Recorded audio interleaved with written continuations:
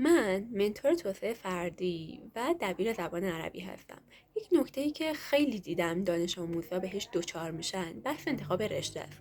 خیلی از والدین میگن که برو تجربی بخون، بازار کار خوبی داره یا موقعیت اجتماعی مناسبی رو میتونی داشته باشی، در حالی که اون دانش آموز هیچ علاقه یا حتی مهارتی در راستای این رشته نداره و بخاطر اینکه نظر دیگران خیلی براش مهمه کورکورانه تقلید میکنه و میره اون رشته رو میخونه. چند سال بعد میبینه که چقدر وقت و انرژی خودش رو در راستای مسیر اشتباهی قرار داده.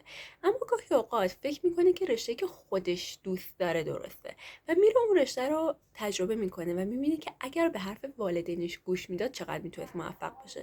خب ما چطوری این تعارض رو حل کنیم؟ به اسم فیلتر آگاهی. فیلتر آگاهی میگه که تو کورکورانه نه تقلید کن، نه لجبازانه رد کن.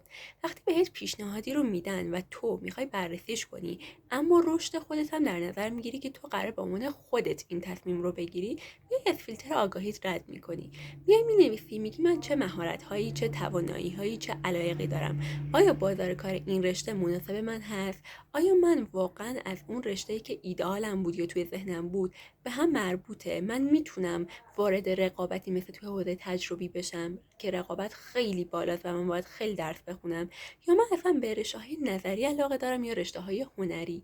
من گرایشم به کدوم رشته بیشتره؟ من تو کدوم رشته برم موفق میشم؟